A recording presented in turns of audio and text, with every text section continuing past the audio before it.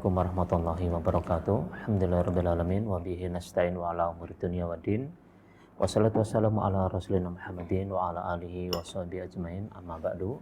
Kaum muslimin wal muslimat, pemirsa Al-Furqan TV, pendengar suara Radio Al-Furqan, rahimani wa rahimakumullah dimanapun Anda berada. Alhamdulillah pada kesempatan hari ini Kamis tanggal 21 Rabiul Awal 1443 Hijriah bertepatan dengan tanggal 28 Oktober 2021. Bersama saya Abu Hamad akan menemani Anda semuanya dalam rangkaian acara konsultasi agama yang diasuh oleh Al-Ustadz Abu Ubaidah Hafizullah Ta'ala. Insyaallah di kesempatan pagi ini hingga pukul 6 nanti kami akan bersama Anda dalam rangkaian acara konsultasi agama tersebut. Anda bisa bertanya di nomor kami 0812-5952-1312. Kaum muslimin dimanapun Anda berada, kami berdoa kepada Allah Ta'ala semoga Anda semuanya tetap sehat walafiat dan senantiasa mendapatkan limpahan rahmat taufik serta hidayah dari Allah Ta'ala sehingga Anda tetap bisa beraktivitas terutama di dalam beribadah kepada Allah Subhanahu Wa Ta'ala. Kaum muslimin dimanapun Anda berada, sebelum kita mulai membaca beberapa pertanyaan yang telah masuk, kami sapa terlebih dahulu Al-Ustadz Abu Ubaidah yang telah hadir. Assalamualaikum Ustadz. Waalaikumsalam warahmatullahi wabarakatuh. Gimana kabar pagi Ustadz? Alhamdulillah. Alhamdulillah. Ya, kaum muslimin dimanapun Anda berada, alhamdulillah di pagi ini beliau dalam keadaan sehat walafiat dan mudah-mudahan Allah Ta'ala tetap memberikan kesehatan kepada beliau sehingga bisa tetap beraktivitas terutama di dalam berdakwah kepada Allah Subhanahu Wa Ta'ala. Dan Ustadz, mungkin untuk memulai rangkaian acara konsultasi agama di kesempatan pagi ini, kami minta Ustadz untuk memberikan sedikit mauidhah hasanah atau prakata di kesempatan pagi ini. Tafadhol Ustadz. Ya. Bismillahirrahmanirrahim. Alhamdulillahirabbil alamin wa bihi nasta'in ala umurid dunya waddin. Wassalatu wassalamu ala asyrafil anbiya'i wal mursalin. Nabiina Muhammad wa ala alihi wa sahbihi ajma'in. Amma ba'd. Rabbi shrah li sadri wa yassir li amri wahlul 'uqdatam min lisani yafqahu qawli. Allahumma inna nas'aluka ilman nafi'a wa rizqan thayyiba wa amalan mutaqabbala. Kaum muslimin wal muslimat, para pemirsa yang semoga dirahmati dan diberkahi oleh Allah Subhanahu wa Ta'ala dimanapun berada. Alhamdulillah, kita bersyukur kepada Allah Subhanahu wa Ta'ala atas nikmat ya kita dibangunkan oleh Allah Subhanahu wa Ta'ala setelah tidur kita, ya kesempatan bagi kita untuk beraktivitas beribadah terutama di pagi ini, waktu yang istimewa. Allahumma barik li ummati fi bukuriha, ya Allah berkahilah umatku di waktu paginya. Kaum muslimin yang semoga dirahmati oleh Allah Subhanahu wa Ta'ala, Allah memerintahkan kepada kita untuk ngaji ilmu agama, ya menimba ilmu agama. Ya, talabul ilmi faridatun ala kulli muslim. Menuntut ilmu itu adalah kewajiban bagi setiap muslim.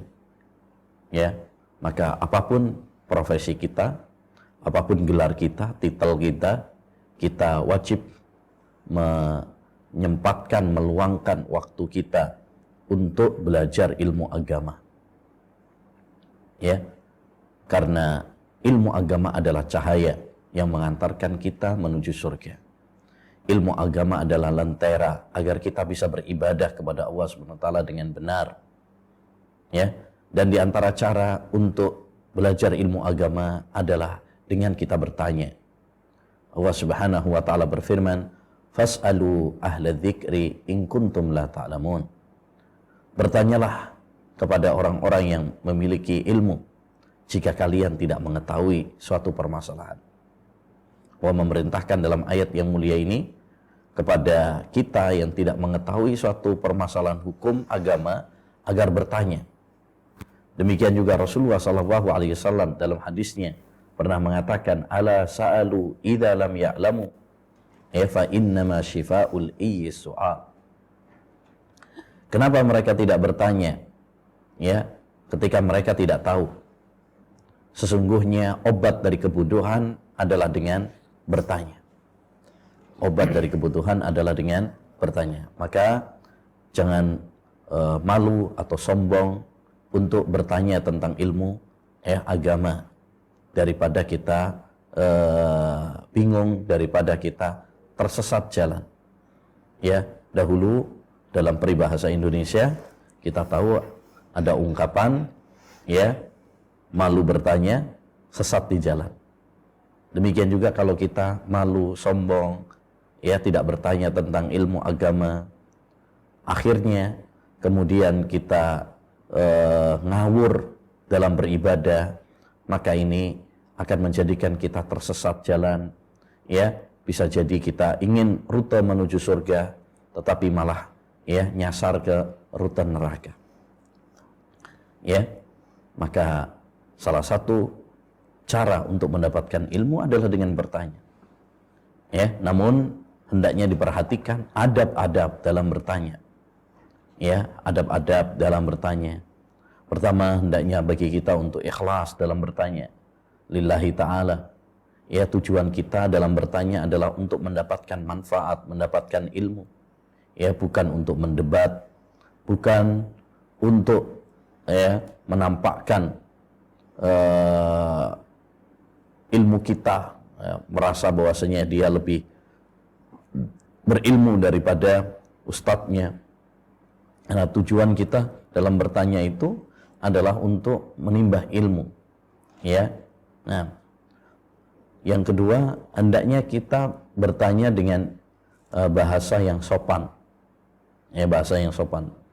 Para sahabiyat dahulu, wanita-wanita sahabat bertanya kepada Nabi SAW, tapi mereka bertanyanya dengan sopan. Ya, diantaranya Ummu Sulaim pernah datang kepada Nabi SAW, ya, kemudian mengatakan, Inna waha la yastahyi ma'al, Inna waha la yastahyi anil haq, fahal alal mar'ati huslun idah talamat. Wahai Rasulullah, sesungguhnya Allah Subhanahu wa ta'ala itu tidak malu dari kebenaran. Apakah wanita wajib mandi ketika dia keluar mani? Ya, artinya di situ dimulai, walaupun itu pertanyaan yang sifatnya mungkin tabu, biasanya wanita malu, tapi tidak menghalangi beliau untuk tetap bertanya, tapi dengan akhlak yang baik, dengan adab. Makanya diberi pengantar, sesungguhnya Allah SWT tidak malu dari kebenaran. Demikian juga di antara adab hendaknya bagi kita ketika bertanya, ya,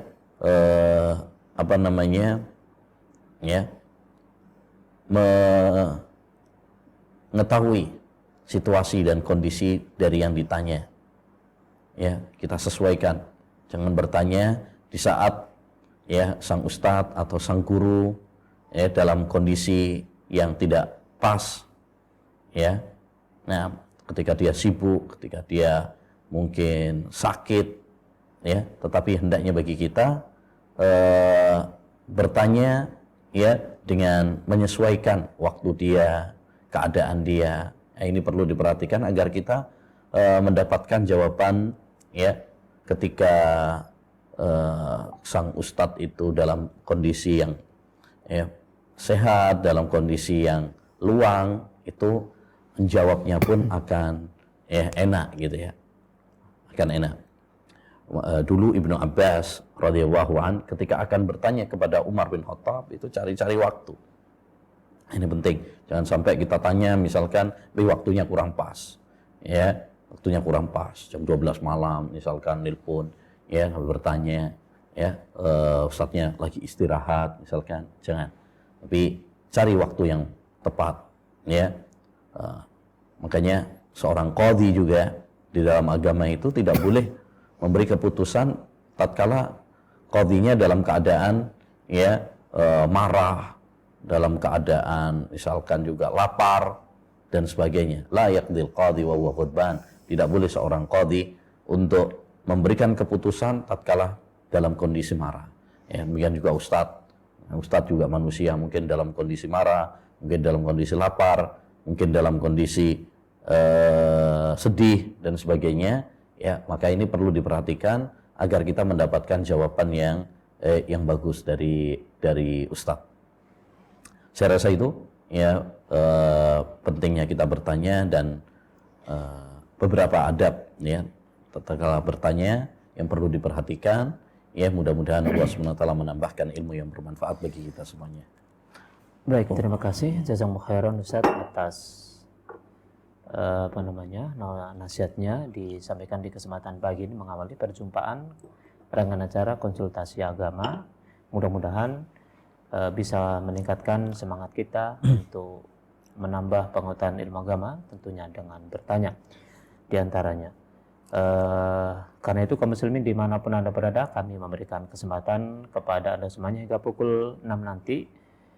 Anda bisa bertanya secara langsung lewat telepon ataupun lewat pesan singkat WhatsApp di nomor yang telah tertera di layar televisi Anda di nomor 81259521312.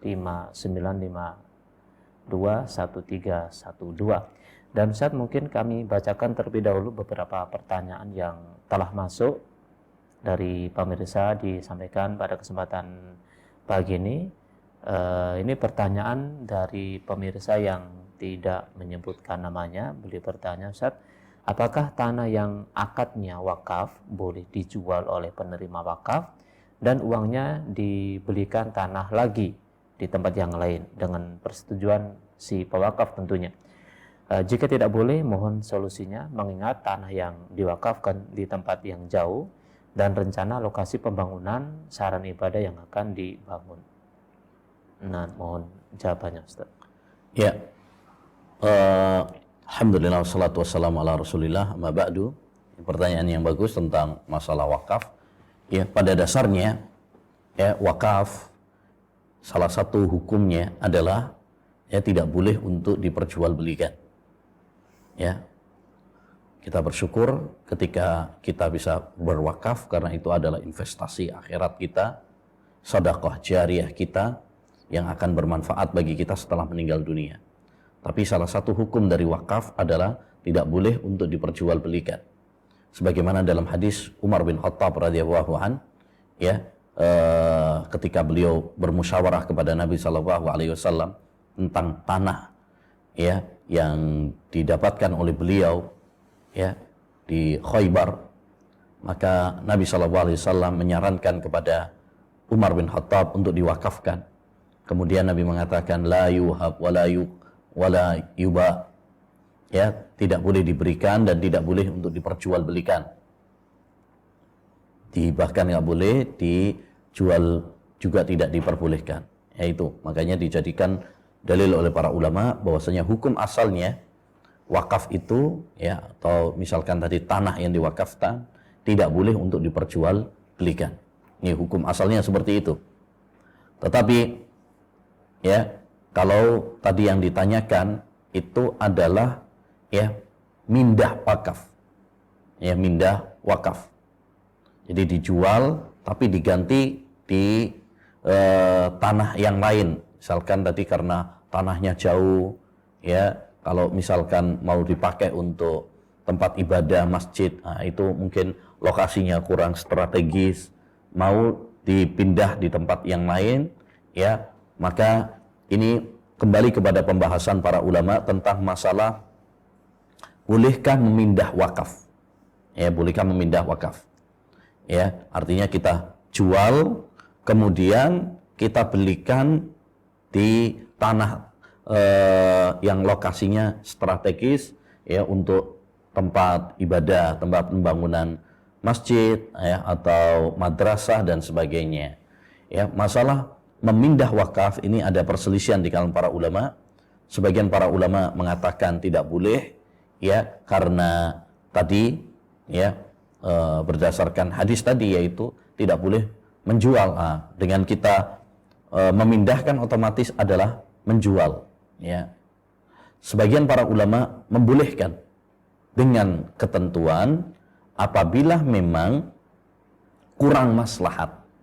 Ya, kurang maslahat. Seperti tadi misalkan kalau kita membangun di tanah wakaf yang jauh tadi kurang strategis, mau dipakai masjid tapi orangnya yang di situ nggak ada yang sholat misalkan, nggak ada orangnya, sehingga kurang strategis. Ya, maka ini diperbolehkan dengan ketentuan apabila memindahnya itu adalah ke tempat yang lebih maslahat. Dalil tentang masalah ini, ya, para ulama berdalil dengan hadis Jabir. Ketika beliau bernadar, ya, ada seorang bernadar untuk sholat di Baitul Maqdis, maka Nabi Shallallahu Alaihi Wasallam mengatakan, dalam pada saat Fathu Makkah, "Sholli hahuna." Sholatlah di sini. Sholli hahuna. Sholatlah di sini. Artinya di sini yaitu di Makkah, di Masjidil Haram, yang itu lebih utama. Ya, sholat di Masjidil Haram lebih utama daripada di Masjidil Aqsa. Padahal orang kalau bernadar itu hukum asalnya adalah kalau bernadarnya di Masjidil Aqsa, ya di Masjidil Aqsa. Tapi Nabi di situ membolehkan karena Masjidil Haram lebih utama, ya, lebih utama. Demikian juga orang ketika wakaf kemudian dia pindah ke tempat yang lebih afdal, lebih maslahat, maka diperbolehkan. Oleh karenanya dalam masalah pemindahan wakaf ini, ya, setidaknya ada 3 keadaan. Pertama, kita pindah ke tempat yang lebih rendah maslahatnya, maka ini nggak boleh, haram, ya, karena hukum asalnya memang tidak boleh untuk diperjualbelikan. Yang kedua adalah kita pindah ke yang lebih maslahat, ke tempat yang lebih maslahat, maka ini adalah ada perselisihan, tapi pendapat yang kuat adalah boleh, ya, berdasarkan hadis tadi. Yang ketiga, apabila sepadan, maka ini pun hukum asalnya tidak boleh, ya, hukum asalnya adalah tidak boleh, ya. Jadi yang diperbolehkan adalah kalau memang betul-betul kita pindah itu ke tempat yang lebih maslahat, ya, ke tempat yang lebih maslahat. Seperti tadi yang ditanyakan oleh saudara penanya, ya, tanah wakafnya itu daerah yang jauh, kurang strategis untuk pembangunan masjid, ya, dia mau jual dan pindah, ya, dibelikan ke tanah yang strategis untuk pembangunan masjid, ya, maka tidak mengapa insyaallah taala berdasarkan hadis Jabir tadi. Wallahu a'lam bishawab. Jazakumullah khairan Ustaz atas jawabannya yang disampaikan di kesempatan pagi ini. Mudah-mudahan bisa memberikan pencerahan kepada pemirsa yang bertanya seputar tanah wakaf yang dijual. Kaum muslimin dimanapun Anda berada, sampaikan pertanyaan Anda di nomor kami 0812-5952-1312 dengan format menyebutkan nama, asal Anda, kemudian isi pertanyaan. Nah, Ustaz, kami akan bacakan pertanyaan berikutnya di kesempatan pagi ini. Juga disampaikan oleh pemirsa kami yang tidak menyebutkan nama. Ustaz, apakah dalam mengeluarkan zakat fitrah itu ada ijab qabul, yaitu doa yang harus dilafadzkan? Mohon penjelasannya sekaligus dalil yang menjelaskan akan hal itu, Ustaz. Nah, Masya Allah.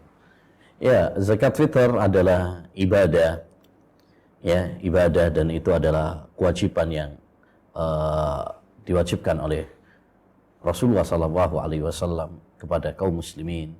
Farada Rasulullah SAW zakat al-fitri sa'an min tamrin atau syairin, ya. Rasulullah SAW mewajibkan zakat fitr 1 sa', baik berupa gandum, berupa kurma, ya, kepada merdeka, budak, laki-laki, wanita, bahkan anak-anak, ya, dari kaum muslimin. Itu adalah suatu kewajiban dan itu adalah ibadah kepada Allah Subhanahu wa taala. Dan ibadah kepada Allah Subhanahu wa taala sebagaimana kita tahu harus memenuhi 2 unsur syaratnya. Yang pertama adalah ikhlas lillahi jalla wa ala, ya, innamal a'malu binniyat, sesungguhnya setiap amalan tergantung kepada niatnya. Dan yang kedua adalah harus sesuai dengan tuntunan Rasulullah sallallahu alaihi wasallam, ya. Baik, ini poin penting yang perlu kita fahami, ya, bahwa zakat fitr itu adalah ibadah, dan ibadah itu harus ikhlas dan harus sesuai dengan tuntunan Rasulullah sallallahu alaihi wasallam. Nah, apakah dicontohkan oleh Nabi sallallahu alaihi wasallam ketika beliau memberikan zakat fitri itu ada doanya, ada akadnya, ya.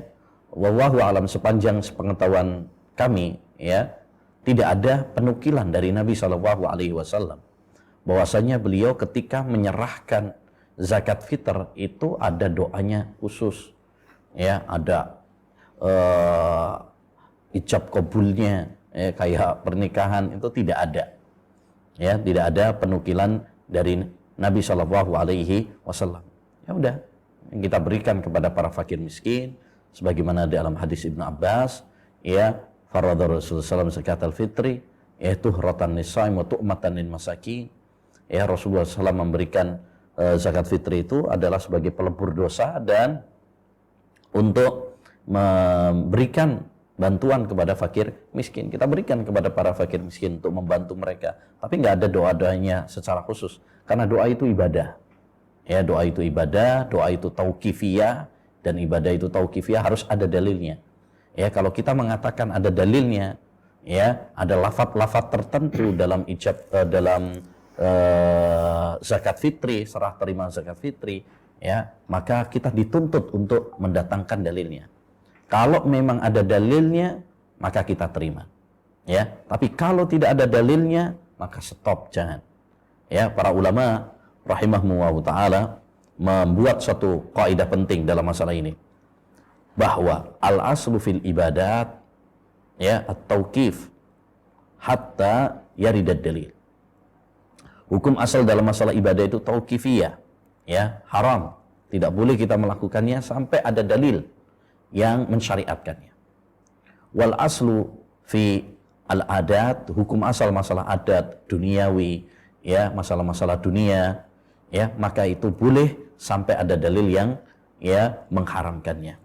Sebagaimana kata Nabi Shallallahu Alaihi Wasallam dalam riwayat Ibnu Hibban, "Idza kana syai'un min amri dunyakum fasya'nukum." Kalau untuk urusan dunia kalian, terserah kalian. Ya, karena masalah-masalah dunia terus berkembang, ya, dan Allah telah mengizinkan bagi kita memanfaatkannya dalam rangka mendekatkan diri kepada Allah Subhanahu Wa Taala. Kayaknya sekarang banyak, ya, sarana-sarana yang dulu di zaman Nabi nggak ada. Ya, ada HP, ada laptop, ada pesawat. Ini zaman Nabi nggak ada, tapi selama itu kita gunakan, ya, dalam hal-hal yang kebaikan, ya, tidak mengapa. Karena itu masalah dunia. Wa in kana min amri dinikum fa ilayya. Tapi kalau urusan agama kalian, urusan ibadah, maka harus mengikuti aturan saya, aturan Nabi Shallallahu Alaihi Wasallam. Ya, karena beliaulah yang ngerti, ya, yang menjelaskan kepada kita jalan menuju surga. Beliau yang ngerti mana yang disyariatkan dan mana yang tidak. Ya, kita nggak boleh bikin tata cara sendiri sesuai dengan hawa nafsu kita, perasaan kita. Oh, menurut saya baik ini begini. Enggak, agama itu bukan dengan perasaan. Ya, bukan dengan perasaan. Intinya sepanjang pengetahuan kami tidak ada, ya, doa khusus atau lafaz-lafaz tertentu ijab qabul dalam serah terima zakat fitr seperti yang dilakukan oleh sebagian kalangan. Ini tidak ada, ya. Nih, kami punya buku khusus tentang masalah zakat fitri, sudah pernah melakukan pengkajian tentang masalah ini. Tidak kita dapati, ya, dari hadis-hadis Nabi SAW atau praktek para sahabat dahulu yang mempraktekkan demikian. Wallahu a'lam bishawab. Nah, jazakumullah khairan atas jawab yang disampaikan. Mudah-mudahan bisa difahami oleh pemirsa kami yang bertanya dan kaum muslimin dimanapun Anda berada. Sekali lagi kami mengajak Anda semuanya untuk bergabung di kesempatan pagi ini. Sampaikan pertanyaan-pertanyaan Anda di nomor kami 0812-5952-1312 dengan format pertanyaan menyebutkan nama, asal Anda, dan kemudian isi pertanyaan. Baik, Ustaz, kami bacakan pertanyaan berikutnya dari pemirsa kami yang ini tidak menyebutkan namanya. Ustaz, apakah ketika sholat berjamaah makmum perlu mengucapkan Sami'allahu liman hamidah? Jazakumullah khairan atas penjelasannya, Ustaz. Ya, ini masalah fikih, ya. Masalah fikih yang diperselisihkan oleh para ulama rahimahullah ta'ala, yaitu tentang masalah ketika makmum sholat berjamaah, ya, bersama imam, ya, apakah makmum mengatakan sami Allahu liman hamidah, ataukah cukup bagi makmum untuk mengatakan Rabbana walakal hamd, nggak pakai sami Allahu liman hamidah? Ya, ini masalah yang diperselisihkan para ulama. Karena hadisnya itu dari Nabi SAW, wa idza qala al-imamu sami Allahu liman hamidah faqulu Rabbana walakal hamd. Ya, jika imam mengatakan sami Allahu liman hamidah, katakanlah kalian wahai makmum Rabbana walakal hamd. Ya, bisa Rabbana lakal hamdu, bisa Rabbana walakal hamdu, bisa Allahumma Rabbana lakal hamdu. Yang keempat, Allahumma Rabbana walakal hamdu. Boleh. Jadi di situ mari kita perhatikan hadisnya, apabila imam mengatakan sami Allahu liman hamidah, maka katakanlah Rabbana walakal hamd. Jadi imam yang mengatakan sami Allahu liman hamidah, sedangkan makmum cukup mengatakan Rabbana walakal hamdu. Ya. Oleh karenanya masalah ini ada perselisihan. Sebagian para ulama mengatakan bagi makmum tetap membaca sami Allahu liman hamidah. Ya, ini madhab Syafi'iyah ya, yang dikuatkan oleh Syekhul Albani dalam sifat salat Nabi, bahwasanya makmum tetap mengatakan sami Allahu liman hamidah, kemudian Rabbana walakal hamd. Jadi dua, sebagaimana dia ketika salat sendirian, ya, demikian juga sebagaimana imam. Imam kan sami Allahu liman hamidah, terus dia mengatakan juga Rabbana walakal hamd. Jadi di situ tidak membedakan kalau imam berarti sami Allah saja, makmum Rabbana walakal hamdu saja, tidak. Nah, ini dalil mazhab Syafi'iyah, bahwasanya makmum tetap mengatakan sami Allahu liman hamidah, demikian juga Rabbana walakal hamd. Baik termasuk dalam salat berjamaah bersama imam. Sebagian para ulama, pendapat yang kedua dalam masalah ini adalah bahwasanya bagi makmum yang sholat berjamaah bersama imam, ya bukan sholat sendirian, ya dia cukup mengatakan Rabbana walakal hamd saja, tanpa mengatakan sami Allahu liman hamidah. Ya, berdasarkan hadis tadi bahwa yang disuruh itu adalah yang disuruh oleh Nabi untuk makmum itu mengatakan Rabbana walakal hamd saja. Adapun sami Allahu liman hamidah itu imam. Ya. Tapi kan imam bukan hanya sami Allah saja, dia ada Rabbana walakal hamd. Ya, karena ada hadisnya. Ada hadisnya dari bahwasanya Nabi juga mengatakan Rabbana walakal hamd. Ya. Adapun bagi makmum enggak ada dalilnya bahwasanya dia mengatakan sami Allahu liman hamidah. Oleh karenanya di situ dibedakan antara imam dengan makmum. Kalau makmum, ya, betul, dia mengatakan sami Allahu liman hamidah berdasarkan hadis tadi, dan Rabbana walakal hamd dengan hadis yang lain yang mengatakan bahwasanya Nabi mengatakan Rabbana walakal hamd. Ya. Adapun bagi makmum tidak ada riwayat bahwasanya makmum itu juga mengatakan sami Allahu liman hamidah, maka berdasarkan zahir hadis tadi, ya, cukup bagi makmum mengatakan Rabbana walakal hamd, dan ini wallahu alam ya adalah madhab Hanabilah. Ya, madhab Hanabilah dan dikuatkan oleh ya Syekh Abdul Al-Bassam, ya, dan ulama-ulama yang lainnya menguatkan pendapat ini, dan ini wallahu alam pendapat yang lebih kuat secara zahir hadis tadi, zahir hadis tadi, ya, wallahu alam. Jadi cukup bagi makmum mengatakan Rabbana walakal hamd, ya, tidak perlu sami Allahu liman hamidah. Sami Allah itu kalau kita sebagai imam atau sholat sendirian, wallahu alam. Baik, terima kasih Yang Khairon atas jawabannya Ustaz, dan kami akan lanjutkan dengan membaca pertanyaan berikutnya dari pemirsa kami yang tidak menyebutkan namanya. Ustaz mau bertanya, apakah memberi makan sahur kepada orang yang berpuasa sama dengan memberi makan orang yang berbuka puasa dan pahalanya seperti orang yang berpuasa tersebut? Jazakumullah khairan atas jawabannya Ustaz.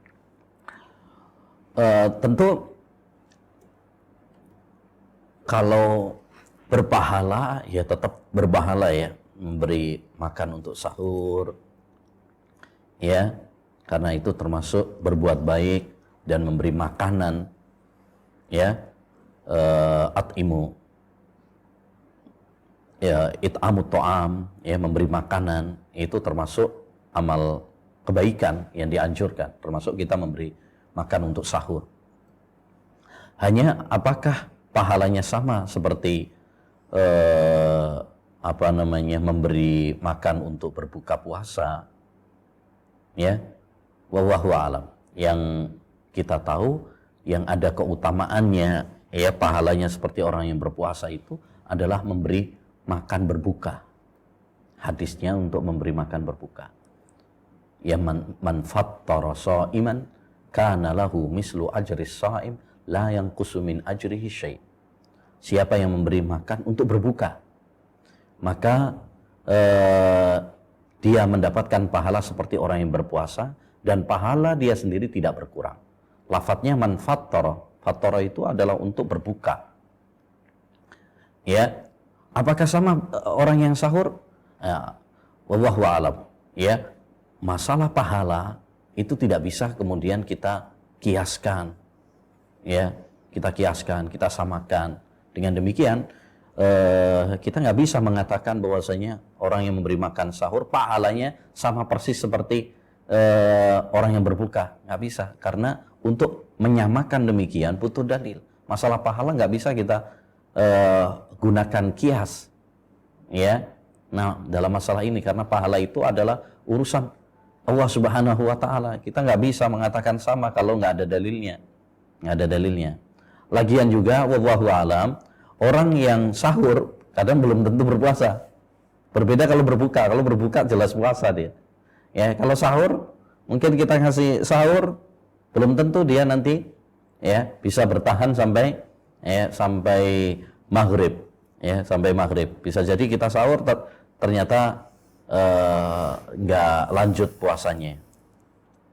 Intinya bahwa tetap orang yang memberi makan untuk bersahur, ya, untuk sahur itu berpahala, ya, berpahala, itu termasuk amal soleh, ya, harus kita apresiasi, harus kita dukung, ya, memberi orang untuk sahur. Tapi kita tidak bisa mengatakan bahwa pahala orang yang memberi makan sahur sama seperti pahalanya orang yang memberi makan berbuka. Karena kalau untuk yang berbuka ada dalilnya, ya, secara khusus, sedangkan kita tidak mendapati pahala khusus untuk mereka yang memberi makan sahur, ya. Dan masalah pahala ini masalah privasi Allah Subhanahu wa Ta'ala, ya. Hanya Allah Subhanahu wa Ta'ala yang berhak menentukan ini sama atau tidak. Kalau nggak ada dalilnya kita nggak bisa untuk mengatakannya. Wallahu alam. Yang jelas itu amal saleh, itu amal kebajikan, ya. Tapi masalah pahalanya, ya, tidak bisa kita samakan seperti masalah berbuka. Wallahu a'lam. Baik, terima kasih jazakumullah khairan atas jawabannya Ustaz, dan kaum muslimin dimanapun Anda berada, pemirsa Al-Furqan TV. Masih ada kesempatan buat bertanya di kesempatan pagi ini. Sampaikan pertanyaan Anda di nomor kami 0812 5952 1312. Sampaikan pertanyaan Anda dengan pesan singkat WhatsApp atau telepon secara langsung di nomor tersebut dengan format menyebutkan nama, kemudian tempat Anda berada, serta isi pertanyaan Anda. Baik, saat ini telah masuk juga pertanyaan dari pemirsa kami, dari Bapak Abu Fabi yang ada di Bekasi, Jawa Barat. Selamat pagi, Bapak Abu Fabi, dan terima kasih atas pertanyaan disampaikan di kesempatan pagi ini. Beliau bertanya, bismillah Ustaz, izin bertanya, apakah dalam sholat jahar makmum ini membaca Al-Fatihah ataukah tidak? Mana yang lebih roji? Ini pendapatnya akan hal itu. Syukron atas jawabannya Ustaz. Ya, masalah makmum ketika sholat berjamaah dalam sholat jahriyah, apakah dia membaca Al-Fatihah dan tidak, ini masalah yang panjang, ya, pembahasannya di kalangan para ulama dan menjadi perselisihan yang kuat, ya, di kalangan para ulama. Bahkan sebagian para ulama membuat buku khusus dalam masalah ini. Seperti misalkan Al-Imamul Bukhari punya buku khusus dalam masalah ini, Imam Al-Baihaqi punya buku khusus masalah ini. Ada juga Al-Mubarakfuri, penulis Tuhfatul Ahwadhi, Syarah Sunan Tirmidzi, dia punya buku khusus Tahqiqul Kalam, ya, tentang anil qiraati khalfal imam, pembahasan tuntas tentang bacaan di belakang imam, maksudnya yaitu membaca surat Al-Fatihah ini. Jadi secara singkat bahwa makmum, ya, dalam sholat jahriyah, kalau sholat sirriyah jelas baca sendiri-sendiri, ya, imam membaca, makmum juga membaca surat Al-Fatihah. Tapi pembahasannya adalah pada sholat jahriyah, ya, pada sholat jahriyah ketika dia berjamaah bersama imam. Apakah makmum juga membaca Al-Fatihah sendiri-sendiri, ya, ataukah dia cukup, ya, mendengarkan bacaan imam sehingga bacaannya terwakili oleh bacaan imam tersebut? Ini ada perselisihan di kalangan para ulama. Setidaknya ada dua pendapat yang sangat kuat dalam masalah ini. Pendapat yang pertama adalah yang mengatakan bahwa makmum dalam sholat jahriyah dia tetap membaca berdasarkan keumuman hadis, la sholata liman lam yaqra bi fatihatil kitab, ya, tidak ada sholat, tidak sah sholat orang yang tidak membaca surat Al-Fatihah, ya, dan ini mencakup dalam sholat sirriyah, jahriyah, ya, imam, makmum, ya. Mereka mengatakan hadisnya umum, berarti apa? Ya, mencakup, termasuk untuk makmum, ya. Nah, demikian juga ketika Rasulullah SAW menegur ada seorang sahabat yang membaca, ya, dan itu mengganggu bacaan Rasulullah SAW, maka Nabi SAW menegurnya, la taf'al illa bi fatihatil kitab, jangan kamu melakukan hal itu kecuali surat Al-Fatihah. Itu dikecualikan oleh Nabi SAW. Baik, ini pendapat yang pertama dan ini pendapat mayoritas, ya, kebanyakan ahlul hadis. Pendapat yang kedua adalah, ya, ini pendapat yang dikuatkan oleh Syekhul Islam Taimiyah rahimahullah ta'ala, Syekh Albani, ya, Syekh Fauzan dan sebagainya, mengatakan bahwasanya bagi makmum yang sholat bersama imam, ya, dalam sholat jahriyah, maka dia terwakili oleh bacaannya makmum. Dia punya kewajiban mendengarkan saja. Ya, mereka berdalil dengan sabda Nabi SAW, wa idza quri'al Qur'an fastami'u lahu wa ansitu la'allakum turhamun. Apabila dibacakan Al-Qur'an, dengarkan. Jadi imamnya membaca, ya dengarkan. Ya, begitu.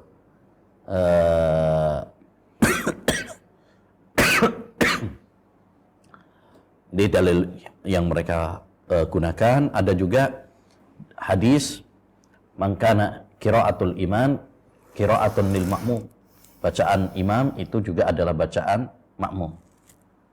Mereka berdalil dengan hadis tersebut, ya. Taib. Dan wallahu alam, ya, ini masalah yang panjang, ya, kita harus berlapang dada dalam masalah ini, ya. Hanya mungkin lebih hati-hati kalau memang anak pribadi, kalau untuk kehati-hatian sebaiknya membaca, ya, sebaiknya membaca karena dalil-dalil mereka lebih kuat.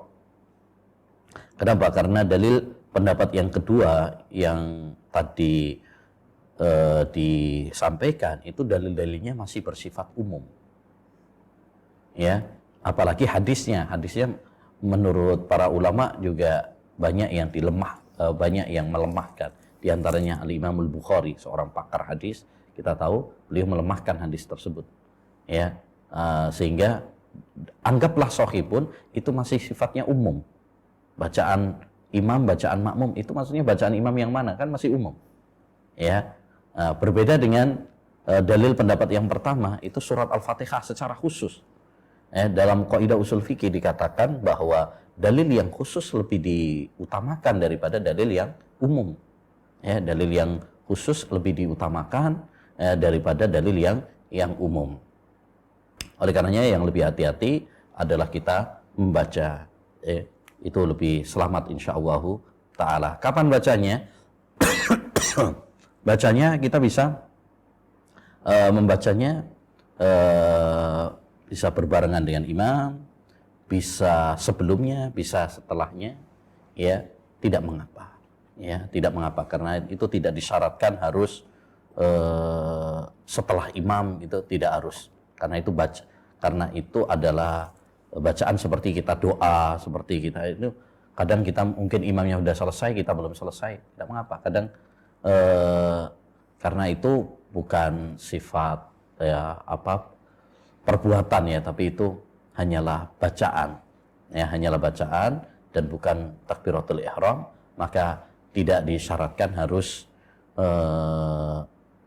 mengikuti imam, harus mengikuti imam. Boleh setelahnya, boleh barengan dengan imam, boleh juga sebelumnya. Wallahu a'lam bishawab. Nah, jazakumullah khairan. Terima kasih atas jawabannya Ustaz, dan kami akan bacakan pertanyaan berikutnya dari pemirsa kami, dari Mas Putra yang ada di Bogor. Terima kasih Mas Putra atas pertanyaannya. Beliau bertanya, Ustaz, apakah semacam henna yang ditulis di punggung tangan atau ditulis di kuku atau perhiasan lainnya seperti kalung, cincin, gelang tangan, celak mata, dan jam tangan ini termasuk di antara perhiasan yang boleh ditampakkan kepada laki-laki yang bukan mahram? Jazakumullah khairan atas jawabannya Ustaz.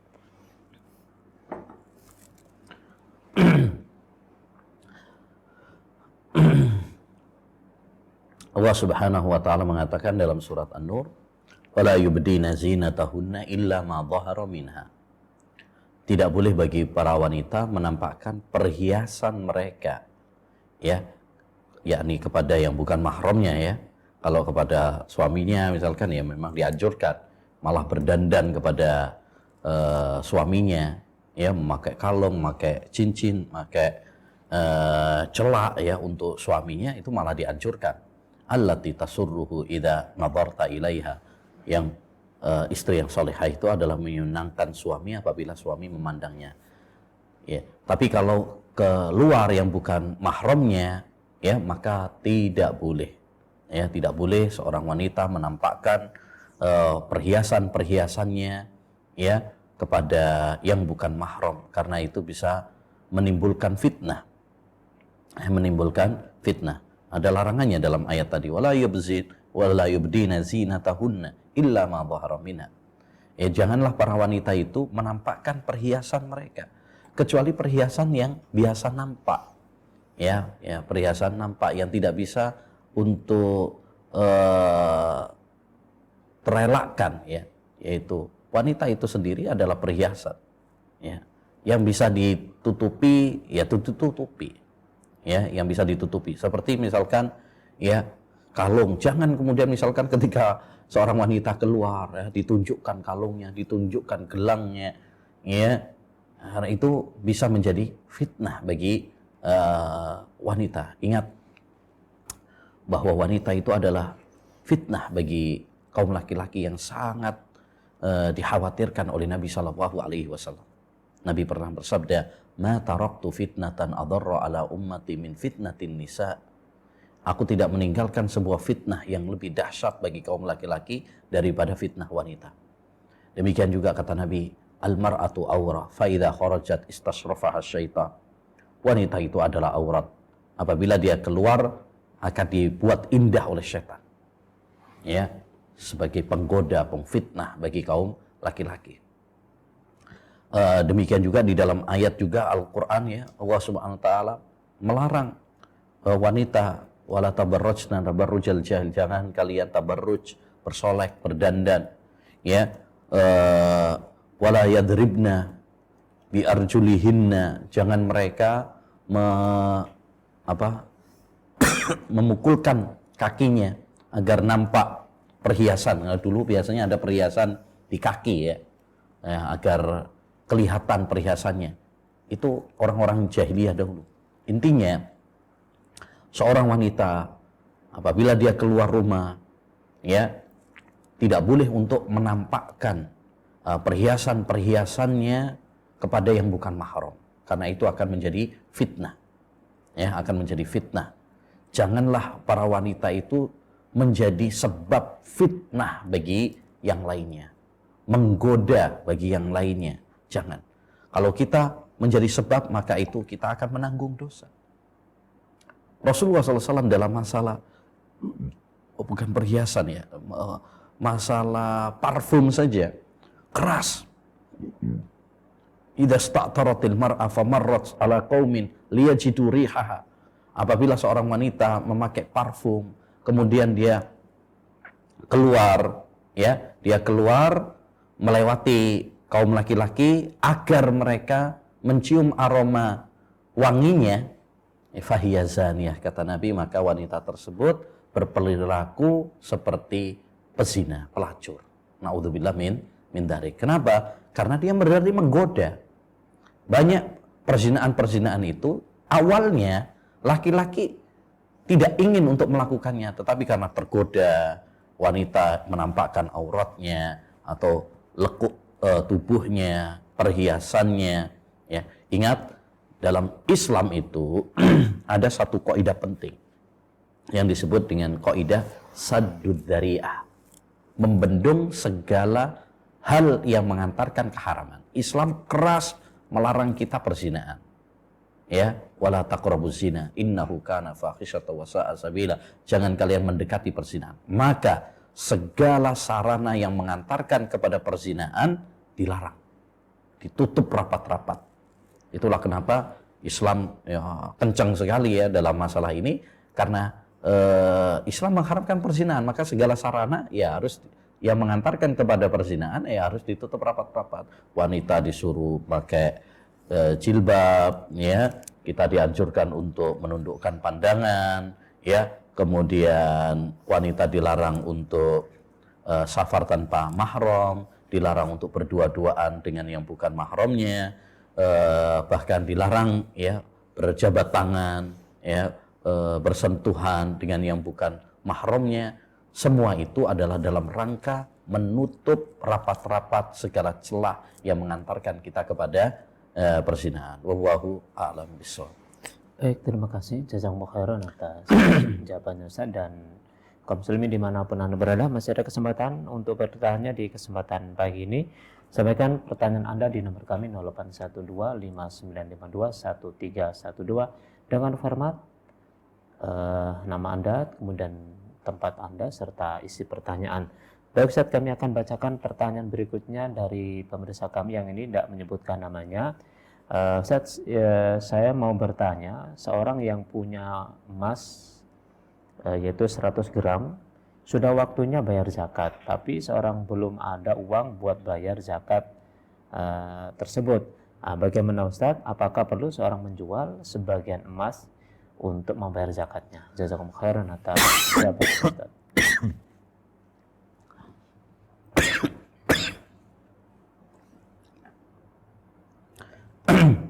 Ya, kalau seorang sudah berkewajiban untuk mengeluarkan zakat, ya, seperti tadi sudah punya emas, ya, sudah memenuhi nisab dan sudah haul, ya, kalau sudah syaratnya terpenuhi, maka berarti harus dikeluarkan zakatnya.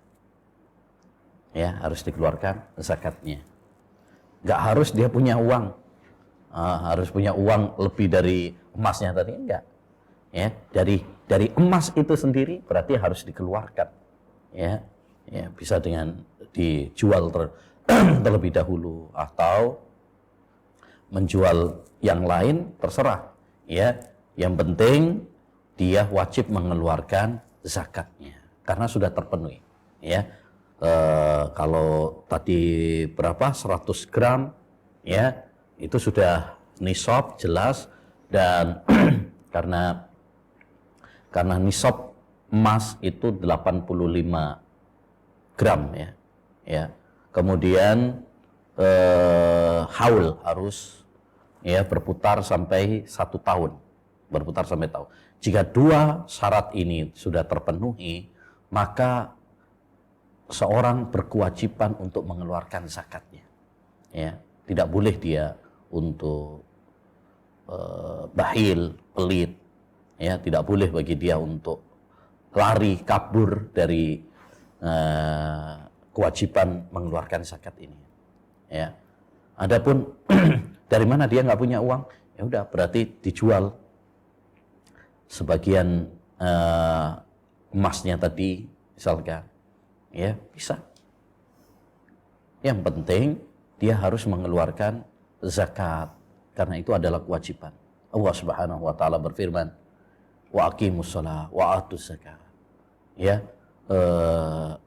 dirikan sholat, tunaikan zakat. Bahkan kita tahu bahwasanya mengeluarkan zakat itu adalah salah satu rukun di antara rukun-rukun Islam. Ya, buniyal Islamu ala khamsin. Islam itu dibangun di atas 5 perkara. Ya, salah satunya adalah wa iqamus shalah wa ita'uz zakat. Ya, mendirikan sholat, menunaikan zakat. Ini kewajiban. Jangan kita beralasan dengan waduh nggak ada uangnya. Ya, itu dia punya emas, ya itu harta dia. Ya, itu harta dia. Nah, jadi intinya tidak harus punya uang. Tidak harus punya uang. Dia punya emas dan sudah terpenuhi nisab dan haul, itu sudah harta. Itu kan uang juga itu, kalau dijual itu uang juga. Nah, jadi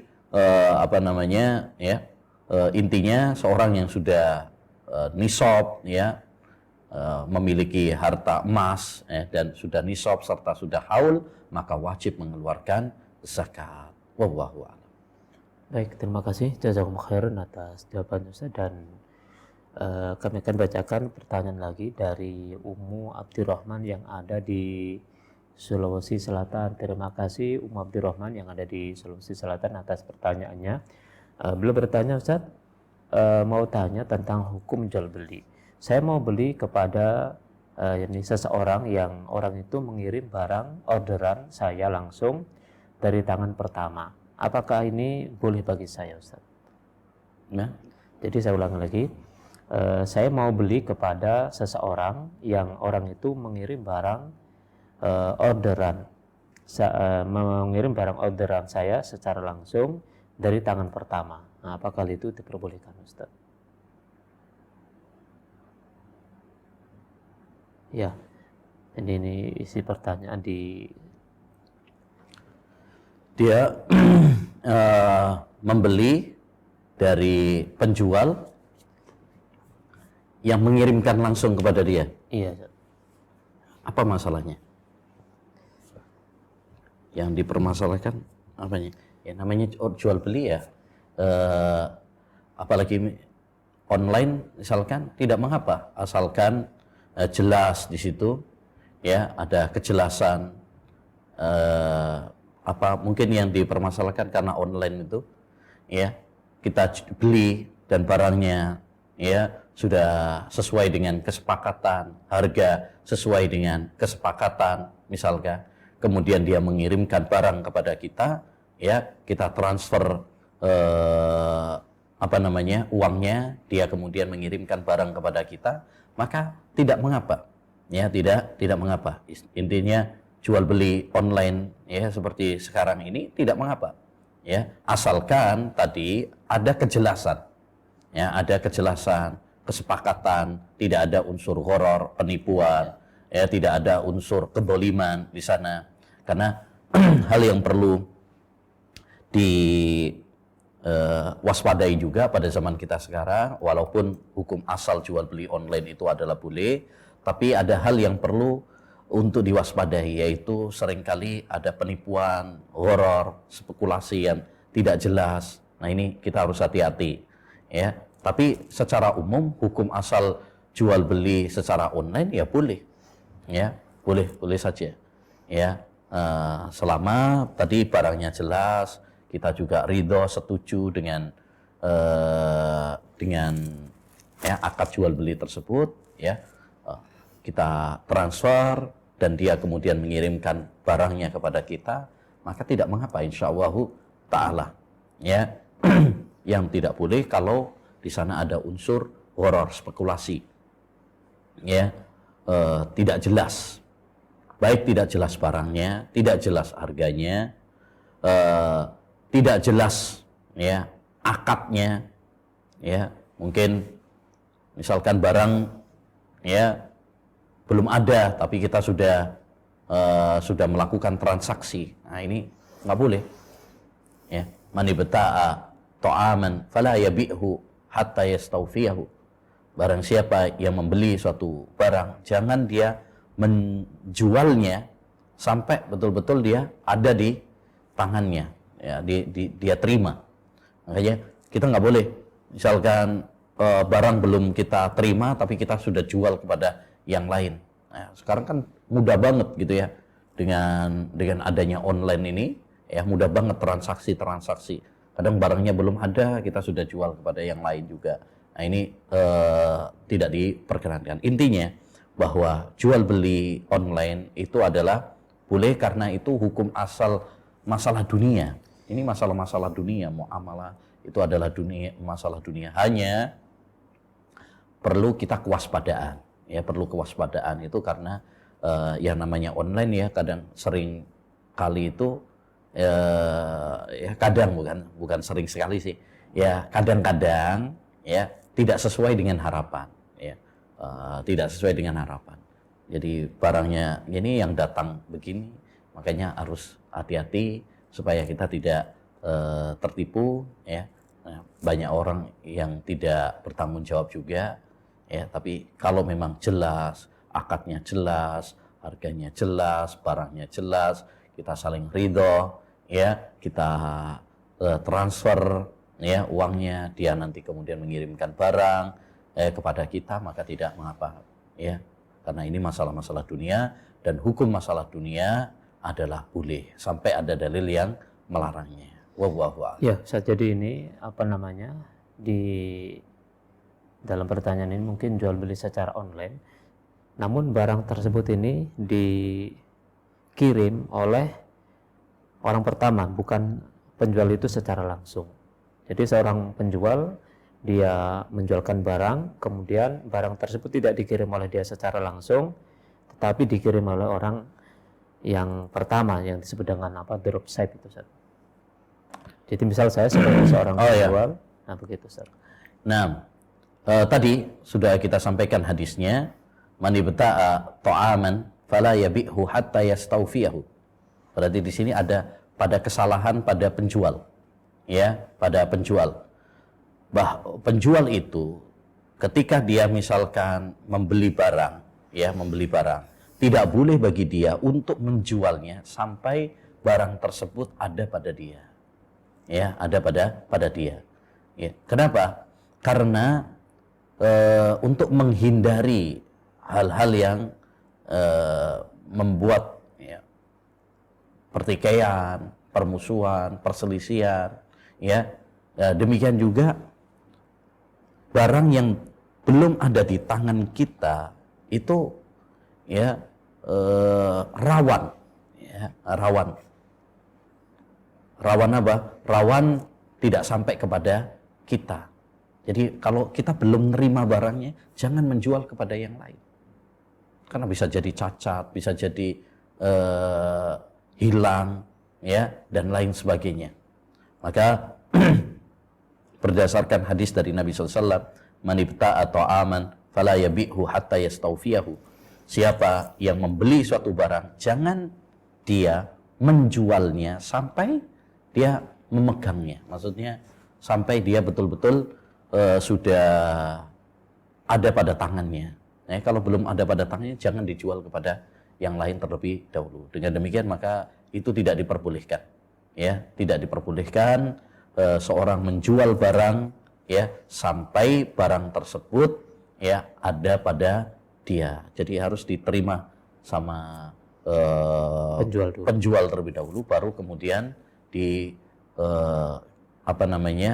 dijual, ya, kepada yang lainnya. Wallahu a'lam. Baik, mudah-mudahan bisa difahami oleh Ibu atau Ummu Abdurrahman yang ada di Sulawesi Selatan. Baik, Ustaz. Mungkin sudah jam 6. Baik. Kami baca satu lagi pertanyaan, Ustaz, sebagai pertanyaan terakhir dari pemirsa kami, dari Ummu Adi yang ada di Purwakarta. Terima kasih Ummu Adi yang ada di Purwakarta. Beliau bertanya, Ustaz, bagaimana caranya kalau kita sholat di akhir malam? Saya biasa sholat 2 rakaat dulu dengan niat sholat tahajud, terus dilanjut dengan 3 rakaat dengan niat sholat witir. Apakah cara tersebut itu dibenarkan, Ustaz? Ya, boleh. Ya, seorang untuk sholat malam itu, kata Nabi, sholatul laili mathna mathna. Sholat malam itu 2 rakaat, 2 rakaat. Ya, 2 rakaat, 2 rakaat. Semampunya. Kalau mampu 2 rakaat boleh. Ya, kalau mampu 4 rakaat, ya lebih bagus lagi. Ya, kalau mampu 6 rakaat, 8 rakaat, lebih bagus lagi. Ya, jadi apa yang dilakukan oleh saudari itu benar, ya, ya sudah sesuai, ya, karena sholat malam itu sholatul lail masna masna, sholat malam itu 2 rakaat, ya, ya minimal 2 rakaat tadi. Adapun sholat witir, ya bisa dengan 1 rakaat, bisa juga dengan 3 rakaat. 3 rakaatnya bisa sekali salam, bisa juga dengan 2 kali salam, ya. Pada rakaat yang kedua dia salam terlebih dahulu, kemudian dia sholat lagi 1 rakaat, itu juga boleh. Jadi intinya apa yang dilakukan oleh saudari 2 rakaat, kemudian setelah itu sholat witir 3 rakaat, ya maka itu sudah benar insyaallah taala, ya. Tapi kalau misalkan mau nambah lagi, misalkan sholat malamnya 4 rakaat, ya, dengan 2 salam, ya, 2 salam maksudnya 2 rakaat salam, kemudian 2 rakaat salam, ya, bisa 4 rakaat, bisa 6 rakaat, 8 rakaat, seperti halnya kita sholat pas tarawih itu, ya, sholat tarawih. Karena itu juga pada hakikatnya sholat tarawih itu juga sholat malam. Jadi sama. Itu istilah saja. Sholat tahajud, sholat malam, ya. Sholat tarawih itu istilah untuk sholat malam kalau pas bulan Ramadan. Sholat witir ini bagian dari sholat malam semuanya. Jadi apa yang dilakukan oleh saudari, sholat 2 rakaat, kemudian setelah itu 3 rakaat, maka itu tidak mengapa. Wallahu a'lam. Baik, terima kasih jazakumullah khairan atas jawaban-jawaban yang disampaikan di kesempatan pagi ini, dan jawaban yang disampaikan tadi sekaligus mengakhiri perjumpaan kita di kesempatan pagi ini. Terima kasih kami ucapkan kepada Ustaz Mubaidah serta para pemirsa yang telah bergabung bertanya di kesempatan pagi ini yang tidak bisa kami sebutkan namanya satu persatu. Mudah-mudahan seluruh jawaban-jawaban yang disampaikan tadi bisa membuat kita semakin bersemangat di dalam beribadah kepada Allah Ta'ala berdasarkan ilmu. Insya Allah kami akan hadir kembali di kesempatan yang sama setiap hari Kamis pada sholat subuh sekitar pukul 5 waktu Indonesia Barat. Dari saya Muhammad mohon pamit, mohon maaf atas segala kekurangan. Subhanakallahumma bihamdika asyhadu an la ilaha illa anta astaghfiruka wa atubu ilaik. Assalamualaikum warahmatullahi wabarakatuh. Waalaikumsalam.